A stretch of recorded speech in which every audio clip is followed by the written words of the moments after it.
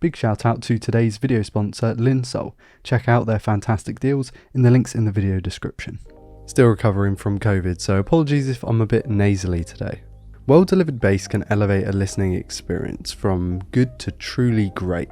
Anyone new to the audio space would assume that you should probably go out and get the biggest sub that you can, and I did. There's no shame in that. I went out there and I bought a Klipsch 15-inch sub, which was almost as big as the room itself. It was way too big. It didn't sound great given that it was in such a small room. It was just overall not the best experience, and I did resell that sub to someone locally because I'm not paying postage for something that's like almost 40 kilos. You might not believe me at first, but I've come to realise that smaller subs can actually be as good, if not better than bigger subs when working with small rooms, such as in apartments, in flats, or in just generally the smaller houses we have here in the UK.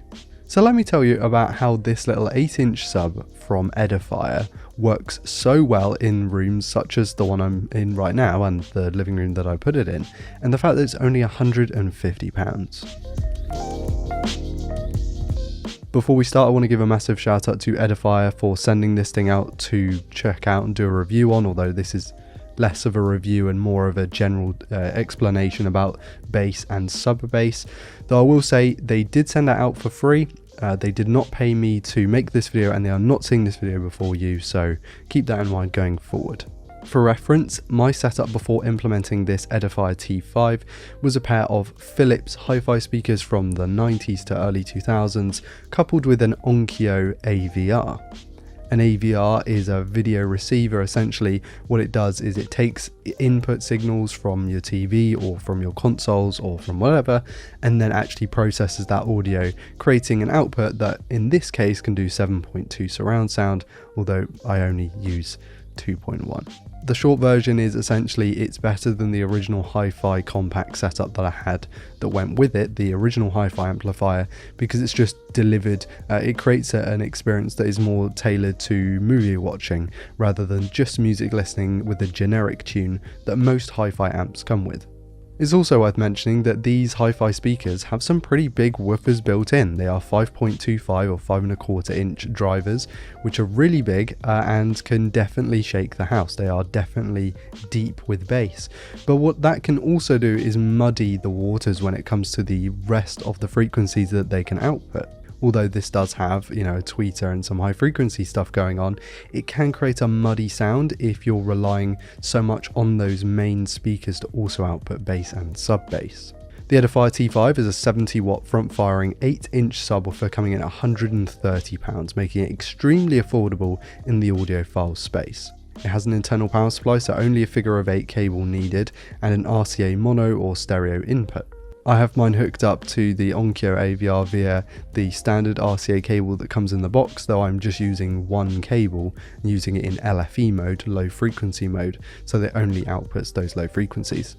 Setup time was about 10 minutes. You plug it in, you turn it on, you set your volume and set the threshold that you want the bass to kick in and it stop producing those frequencies, and then that's it. You set it up on your AVR. It took me again maybe 2-3 minutes in the setup menu of my receiver to change, is it working in subwoofer mode? Sure. What's the crossover? Stuff like that. And then what I would do is simply listen to some music, listen mostly to film scores actually, because they're representative of some of the films that I'll be watching, and then sort of adjusting the volume of the subwoofer and the AVR in conjunction, just so there's not too much bass, but enough bass that it makes the difference. These subwoofers are capable of some really low frequencies, and what that means is that you're creating sub bass, not just bass. So not just the kick drum in stuff that you might be listening to, music or whatever, but also the deep rumbles that you get in sort of explosions and stuff that most standard speaker drivers are maybe capable of, but really aren't designed to handle. And what this means is you take some of that load off of the main speakers, suddenly you have a wider dynamic range because your speakers are able to reproduce much clearer mids and sort of standard bass, and then you can basically shove all the sub bass to the subwoofer. Now, what's also great about this being so small is it's so easy to hide away. So I tucked it right next to the cabinet that we have just below the TV, which is actually a really nice place for it because it's so small you can barely notice it, and obviously when you're sat down on the sofa you see it just in the corner there, but it really doesn't take up all that much room, and it enables that deep sub bass we were talking about earlier.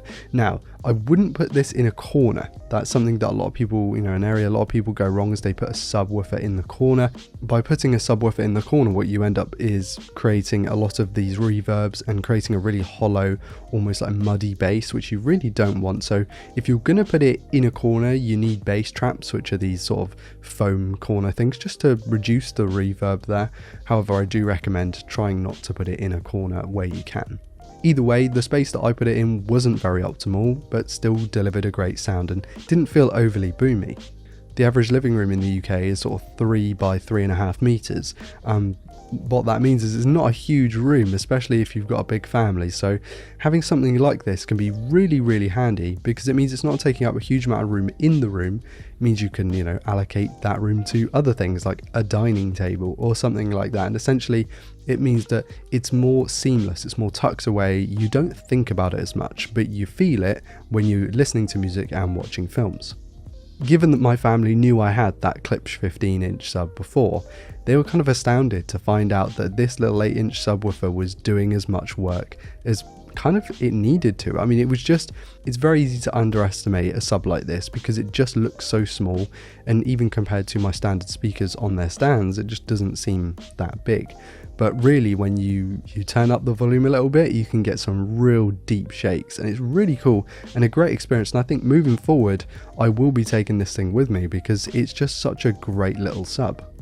Is it the highest quality? No, it doesn't quite reproduce bass in a way that some of the high-end cinema setups can do. It's not as crisp and it's not as tight.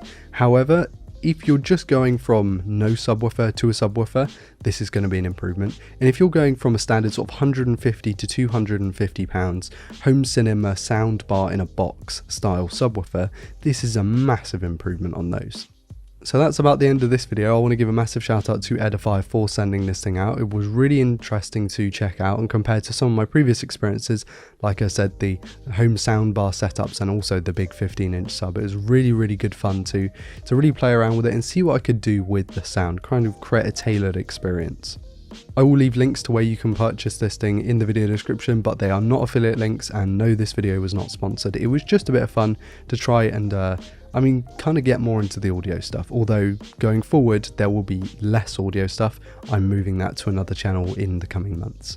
Thank you for putting up with my sort of nasally voice at the moment. It's probably going to be a little while that I carry on like this because apparently this post-COVID stuff can last months, so fingers crossed it doesn't, but I imagine it lasting a good couple of weeks yet.